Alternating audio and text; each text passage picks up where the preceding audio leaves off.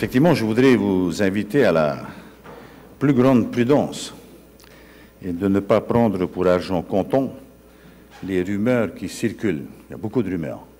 C'est une spécialité de l'environnement immédiat de la présidence et tout cela est fâcheux.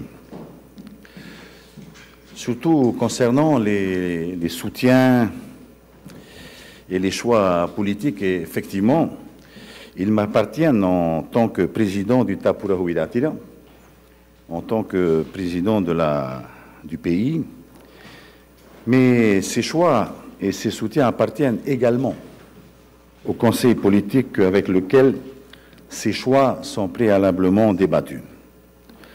C'est la règle au sein du parti et c'est le fondement même de la démocratie.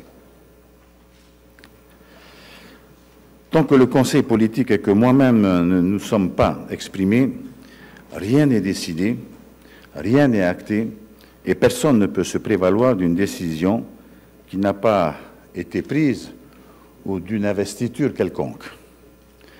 Ne prenez pas pour argent comptant les désirs des uns ou les déceptions des autres. Je comprends la nécessité que vous-même, les journalistes, avez d'effectuer votre travail et la contrainte que vous avez surtout de le faire chaque jour dans l'immédiateté et la pression de la concurrence, mais vous devez aussi intégrer le fait que le temps politique n'est pas le même que le temps médiatique. Ne voyez ici, mes chers amis, aucune leçon, car je n'ai pas de leçon à vous donner, mais je vous invite tout simplement à la prudence. Comme vous le savez, pour revenir au sujet qui nous préoccupe aujourd'hui, qui vous préoccupe essentiellement, j'ai pris la décision de retirer la fonction de vice-président à M. Thierry Alpha. Cette décision a été actée le 5 novembre dernier. Je me suis expliqué dans un communiqué qui vous a été adressé à toutes et à tous. M. Thierry Alpha a accepté cette décision. Thierry Alpha demeure ministre de l'Agriculture, de l'économie bleue et du domaine en charge de la recherche. C'est un ministre compétent, je vous l'ai déjà dit, et qui connaît très bien son secteur.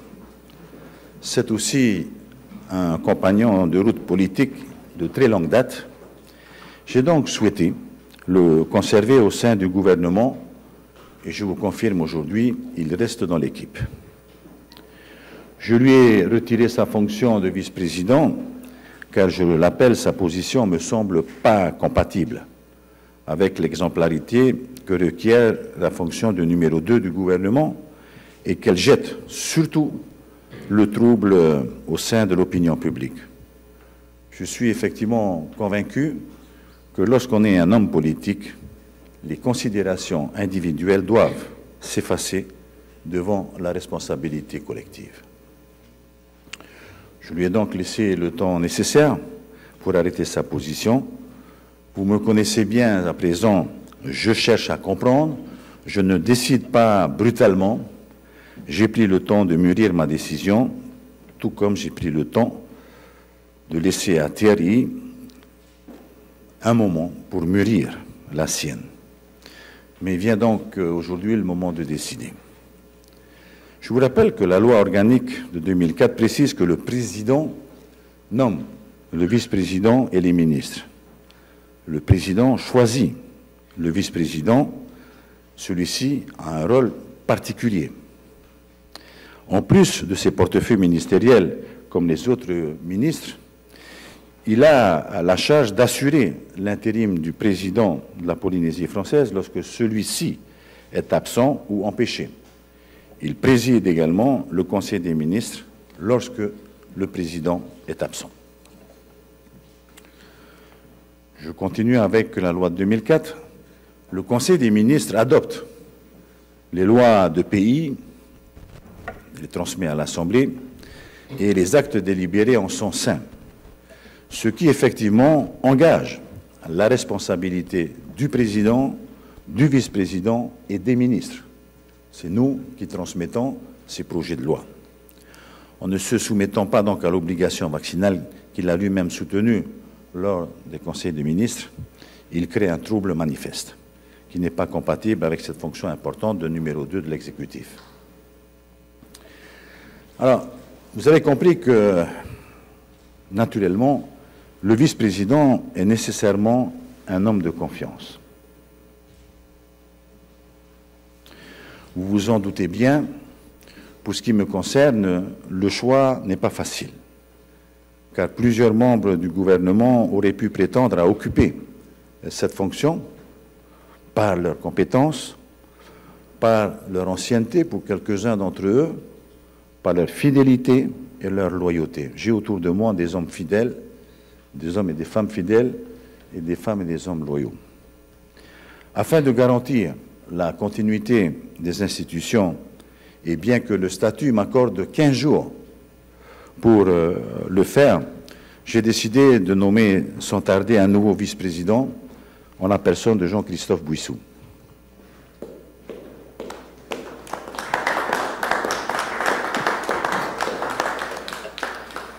Qui l'apprend en même temps que vous. Jean-Christophe est un compagnon de longue date. Nous nous connaissons bien. J'apprécie sa franchise et sa grande loyauté. Il a donc toute ma confiance. J'ai eu l'occasion de l'observer, de mesurer son implication, sa bonne maîtrise des dossiers, les bons résultats obtenus ces 5 dernières années. Ce sont ses qualités humaines, sa grande capacité de travail, son sens du devoir qui m'ont conduit à faire ce choix et à reconnaître un engagement politique vieux de plusieurs décennies. Son parcours professionnel et politique entamé, vous le savez tous ici, depuis le début des années 90, l'a conduit à occuper de nombreuses fonctions. Il a été plusieurs fois ministre et porte-parole du gouvernement. Tout ceci fait de lui un choix naturel et logique. Et je le remercie d'accepter cette responsabilité supplémentaire. Cette modification n'est pas la seule. Vendredi après-midi, comme vous le savez, Mme Nicole Bouteau m'a remis sa démission. Elle m'a adressé une longue lettre pour expliquer son choix et j'ai entendu, comme vous, ses déclarations lors de sa conférence de presse lundi matin. Sa démission résulte directement de la situation de M. Alpha. Mme Bouteau aurait effectivement souhaité que j'exclue complètement, totalement, Thierry Alpha du gouvernement. Je ne peux pas aujourd'hui décemment l'exclure de mon gouvernement. Indépendamment de ce sujet, et surtout pour une meilleure information du public et des partenaires sociaux, vous le savez, j'ai demandé à l'Assemblée de repousser de 2 mois au 23 décembre la date d'obligation vaccinale et des sanctions qui pourraient en découler. Je vous rappelle qu'un amendement a été voté par l'Assemblée la semaine dernière, jeudi de la semaine dernière, et cet amendement a été adopté par 44 voix sur 57, donc par une large, très large majorité. Pour l'heure donc, M. Thierry Alpha est encore dans le délai pour se soumettre à cette obligation. J'aviserai donc à l'issue de ce délai, mais j'espère simplement que mon ami, M. Alpha, profitera de ce temps supplémentaire pour se conformer à cette obligation à laquelle j'apporte, vous le savez tous, une très grande importance pour les ministres et ceux qui sont auprès de moi. Donc vous l'avez compris, Mme Bouteau ne l'accepte pas. Je n'ai donc pas d'autre choix que d'accepter sa démission que j'ai actée hier, mardi. Croyez bien que je le regrette, car j'ai apprécié et j'apprécie le travail réalisé par Mme Nicole Bouteau, qui s'est beaucoup impliquée par son travail dans la gestion de la crise sanitaire et qui, je le sais, a la reconnaissance des professionnels du tourisme, un secteur essentiel au redressement de notre économie. J'ai pensé vraiment que tout ce travail réalisé jusqu'à aujourd'hui, j'ai pensé que toute cette implication auprès des professionnels du tourisme méritait pour elles et pour eux, pour le gouvernement qui l'a soutenu, de dépasser les divergences personnelles. Hélas, ce n'est pas le cas et je le déplore. Toutefois, je respecte le choix de Mme Bhutto qui conserve toute mon estime et toute ma reconnaissance pour le travail réalisé durant ces années et notamment durant cette pandémie que nous subissons encore aujourd'hui. Afin d'assurer la continuité de l'action du gouvernement, j'ai décidé de répartir les portefeuilles qu'occupait Mme Bhutto auprès d'autres ministres. Je ne nomme pas de nouveaux ministres aujourd'hui.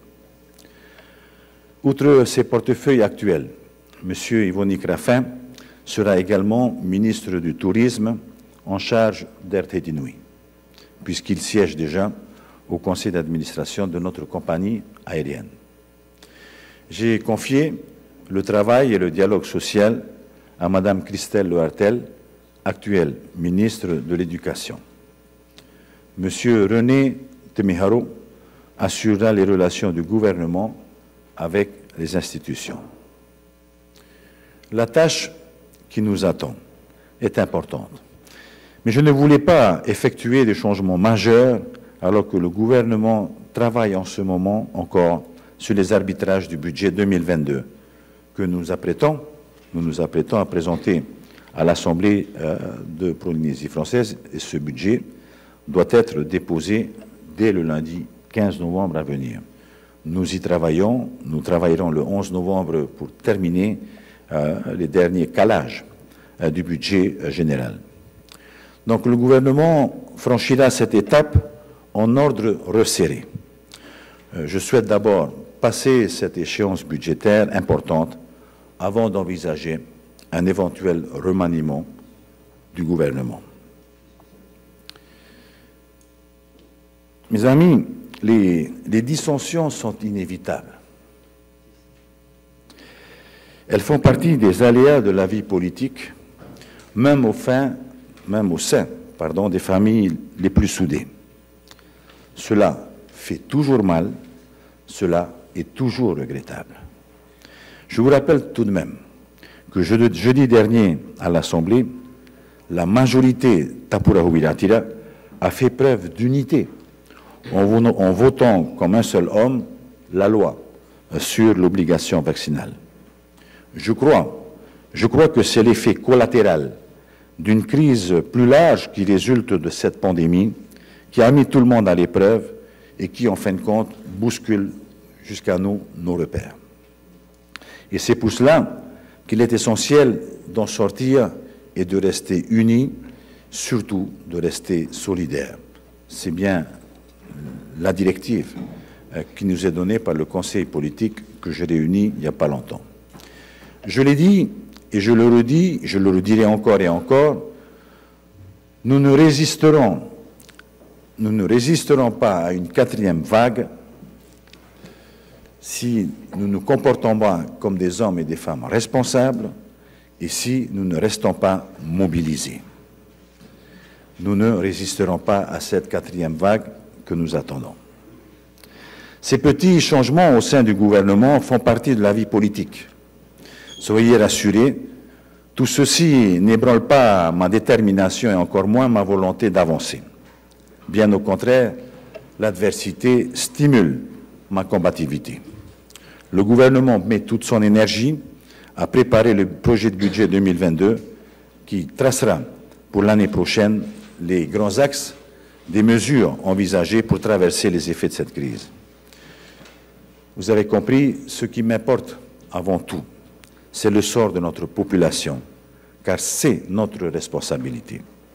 Je suis préoccupé par la situation sociale de certains d'entre nous qui souffrent. La tâche est considérable et les enjeux naturellement importants pour la cohésion de notre communauté. Donc je vous demande de garder confiance, c'est cela qui me motive. Je ne vois pas dans ces petits PAPA internes, ou du moins je ne vois dans ces petits PAPA internes que des péripéties secondaires, certes fâcheuses, mais secondaires, voire minimes, au regard des enjeux tellement plus importants qui doivent mobiliser notre énergie et notre volonté. Il faut revenir à l'essentiel et ne pas se disperser. Le passé appartient au passé, n'est-ce pas? On n'y peut plus rien y changer. Ce qui m'importe aujourd'hui, c'est l'avenir.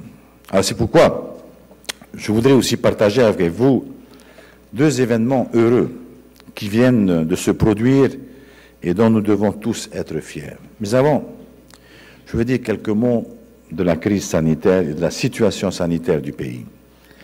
Elle s'améliore considérablement et c'est aussi une excellente nouvelle. Nous n'avons enregistré aucun nouveau cas de décès depuis le 26 octobre dernier, soit donc depuis 15 jours. Nous n'avons enregistré que 15 nouveaux cas en 24 heures. Et sur les 15 hospitalisations en cours, seules 5 sont encore en réanimation et 8 en traitement Covid long. Ces chiffres, effectivement, peuvent laisser penser que le danger est derrière nous, mais ce serait une erreur. Ce serait une grave erreur. Le président de la République, vous l'avez entendu, Emmanuel Macron, vient d'annoncer que la 3e dose de vaccin sera désormais obligatoire pour les personnes de plus de 65 ans s'ils veulent obtenir le fameux pass sanitaire. Donc, pouvoir aller au restaurant, pouvoir participer à des spectacles, pouvoir bouger. Chez nous, je vous rappelle que la 3e dose est déjà recommandée. Elle n'est pas obligatoire, bien sûr, mais elle est déjà recommandée à ceux qui ont au-delà de 60 ans. Je vous dis, saisissons cette chance, car aujourd'hui, nous disposons encore d'une disponibilité de 150 000 doses. Nous avons en stock un peu plus de 150 000 doses. Partout dans le monde, la pandémie repart à la hausse. En Russie, vous le savez, ils sont à plus de 1000 morts quotidiens. En France, aux États-Unis, en Allemagne et dans les pays, bien dans d'autres pays. Cette situation, qui intervient après une nette amélioration, montre surtout que nous ne devons pas relâcher nos efforts. En Polynésie, le point sanitaire qui m'a été transmis ce matin révèle une circulation locale un petit peu plus active du virus par rapport aux 15 derniers jours. Cette situation révèle un coronavirus capable, comme partout ailleurs dans le monde, de muter localement en trouvant un terrain favorable chez les personnes non vaccinées. Souvenez-vous, c'est juste un rappel, mais souvenez-vous que le 10 juin dernier, nous étions dans la même situation qu'aujourd'hui. La vie semblait normale, la vie pouvait repartir. Nous avons effectivement assoupli les restrictions, nous avons même levé le confinement et nous savons tous ce qui s'est passé. L'épidémie est repartie de plus belle avec le variant Delta. Le variant Delta que nous avons développé ici en Polynésie française. Aujourd'hui, contrairement aux autres crises que nous avons eues, le Delta s'est développé chez nous.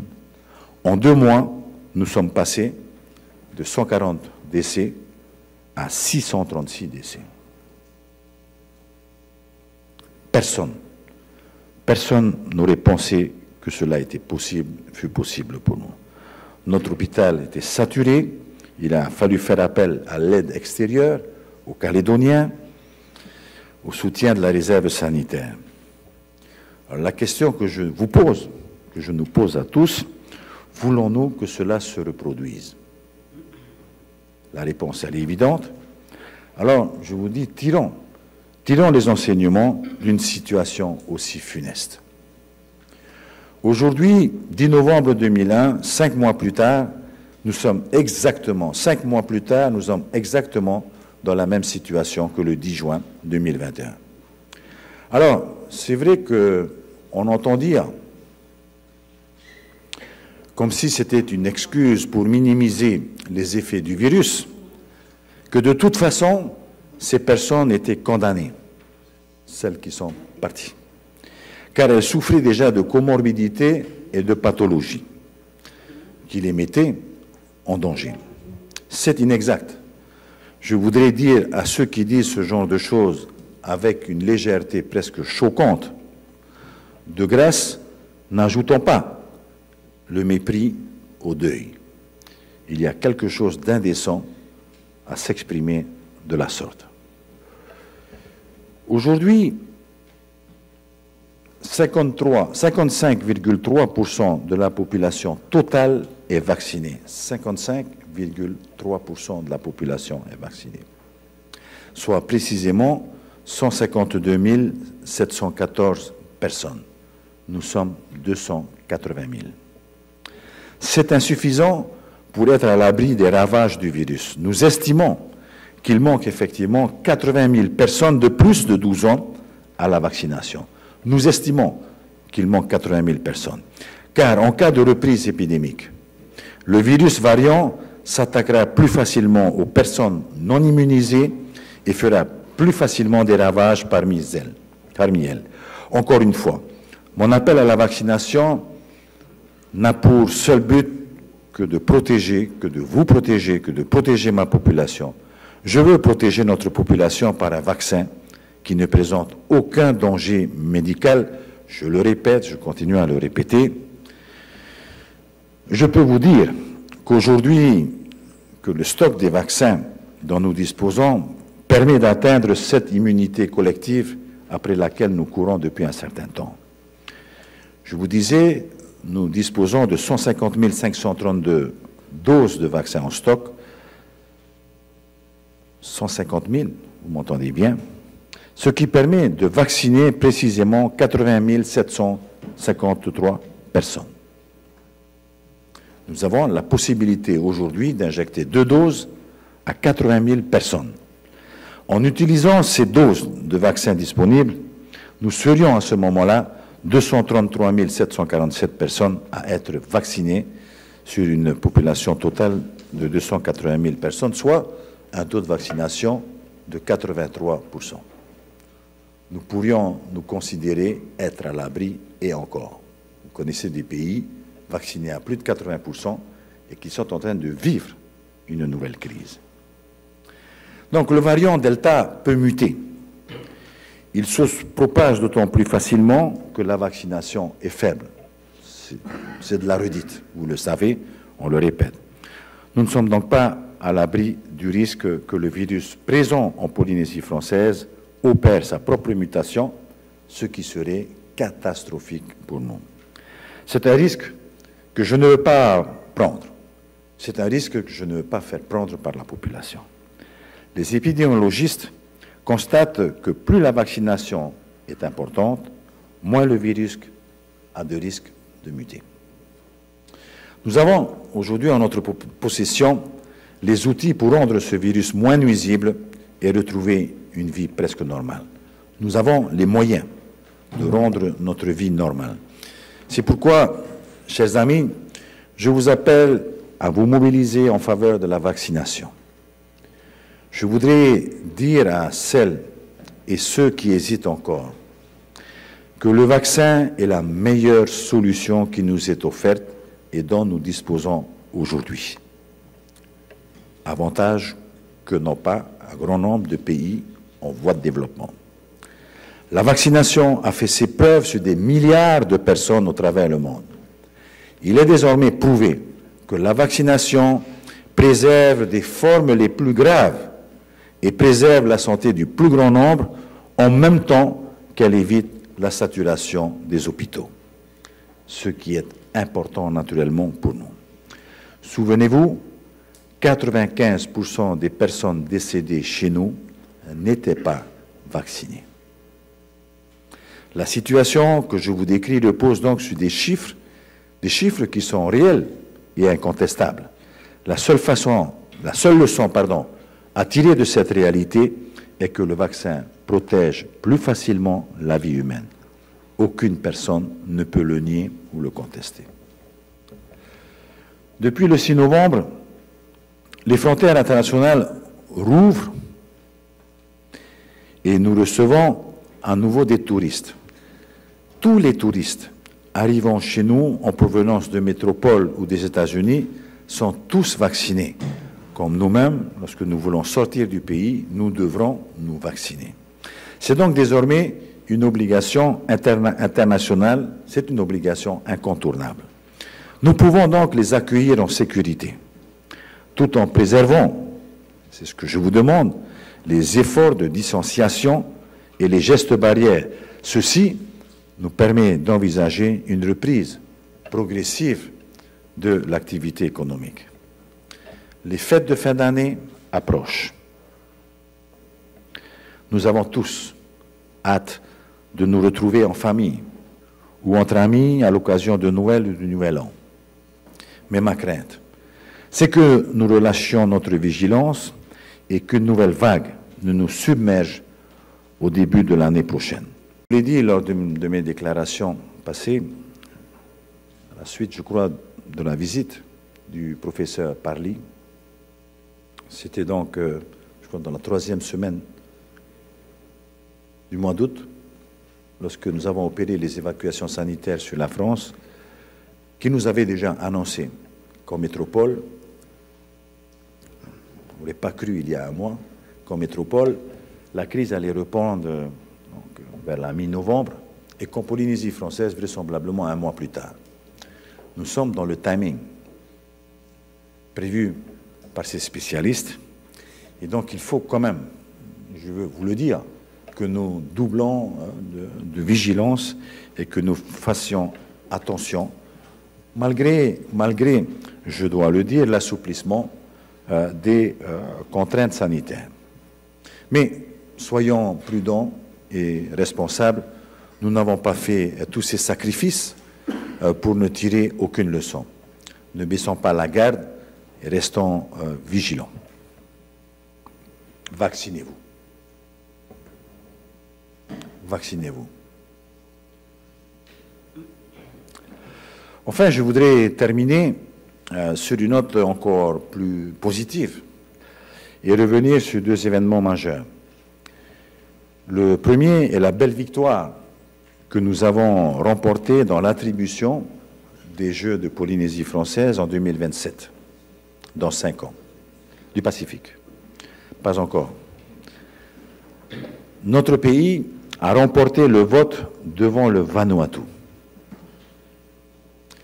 Le Vanuatu qui était pourtant mieux armé financièrement que nous, car soutenu par un pays d'Asie. Je ne citerai pas. 22 pays du Pacifique ont participé à ce vote et la Polynésie l'a emporté à une très large majorité.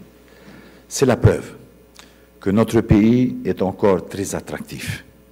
C'est la preuve que nos frères du Grand Pacifique portent sur nous un regard bienveillant et positif. Ils croient en nous, malgré les arguments qui ont été avancés par nos adversaires. Mais c'est aussi une formidable aubaine pour notre jeunesse, pour nos athlètes bien sûr, pour tout le monde sportif et culturel. Le dossier de la Polynésie française était bien étayé.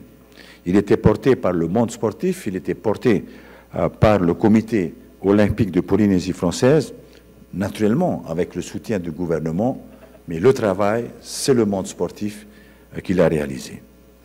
Le Pacifique a fait le choix du sport, le choix de notre pays pour accueillir ces Jeux de 2027. Ce choix résonne aussi comme une victoire sportive, bien sûr, mais aussi diplomatique, au milieu de la bataille d'influence que se livrent aujourd'hui les grandes puissances dans la région, notamment, je veux parler des États-Unis, de l'Australie et de la Chine. En faisant le choix de la Polynésie française, les États insulaires du Pacifique adressent un message à la France et à l'Europe. Le second événement, c'est l'organisation en 2024, dans 2 ans maintenant, des Jeux Olympiques ici en Polynésie française, et pour qui se concerne le surf. J'ai signé hier matin, ici même, la convention Terre des Jeux 2024 avec le directeur général du comité Paris 2024, M. Étienne Taubois. C'est la première fois qu'une collectivité d'outre-mer française participe aux Jeux Olympiques. La France elle-même n'avait plus accueilli les Jeux depuis 38 ans. J'ai indiqué au directeur général, ça fait l'objet effectivement de l'actualité aussi, combien nous sommes fiers d'accueillir les compétitions de surf.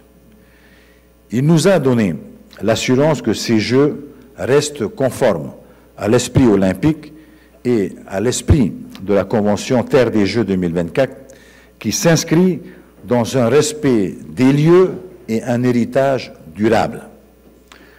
Le site de Teahupo'o restera donc préservé et ne sera pas transformé. Les aménagements qui pourraient y être apportés seront éphémères et démontables. Étienne Taubois s'est engagé à ce qu'aucune construction ne vienne défigurer les lieux. Pour le comité organisateur des Jeux Olympiques 2024, les Jeux Olympiques s'adapteront au site naturel de Teahupo'o et non l'inverse. L'esprit et le message du comité organisateur sont donc clairs et sans ambiguïté. Le village de Teahupo'o sera le cœur des Jeux et le comité souhaite que cela puisse se faire en totale harmonie avec la population et la commune, tant en matière d'hébergement que de logistique et de transport. Nous reviendrons devant vous dans le détail de cette organisation dans les jours à venir, puisque vendredi matin, nous tenons une réunion avec le comité olympique pour fixer ces orientations. Les prochains Jeux olympiques se dérouleront ensuite en 2028 en Californie, puis en 2032 en Australie. Le bassin Pacifique est naturellement bien concerné. Le Pacifique, donc, devient un des épicentres olympiques pour l'avenir et les épreuves de surf de Teahupo'o, qui auront pour cadre sa vague mythique, seront donc une nouvelle opportunité pour nos futurs athlètes surfeurs de se préparer aux Jeux olympiques de l'avenir en 2028 et 2032. Teahupo'o sera un tremplin pour nos athlètes, en particulier donc pour nos surfeurs. Je les encourage à s'y préparer, car je sais que nous avons les talents et les ressources nécessaires. C'est d'ailleurs un enfant du pays, je vous le rappelle, vous le savez, Hira Terinatofa, qui a été officiellement nommé entraîneur de l'équipe de France de surf. Les JO de 2024 apporteront donc au pays et à ses athlètes locaux un rayonnement mondial à nul autre pareil. C'est une consécration mondiale pour la vague mythique de Teahupo'o et un retour aux sources pour le surf devenu discipline olympique. Je suis heureux de ces perspectives, vraiment, notamment pour notre jeunesse. Je suis heureux que notre pays ait été choisi et reconnu. Je voulais partager donc avec vous cet enthousiasme et ces espérances que je place en vous pour vaincre ensemble la pandémie. Enfin, un dernier mot, parce que tout le monde se pose des questions aussi là-dessus, permettez-moi d'avoir une pensée pour mon ami Michel Buyard. Le maire de Papeete est actuellement hospitalisé à Nice. Il est sous observation. Il va beaucoup, beaucoup mieux. Je ne peux pas vous dire, pas vous donner une date de retour, mais des nouvelles, des informations que j'ai de ses enfants qui sont auprès de lui, papa va bien. Donc, je lui adresse en notre nom à tous, au nom de tout le gouvernement, nos vœux de prompt rétablissement. Je vous remercie.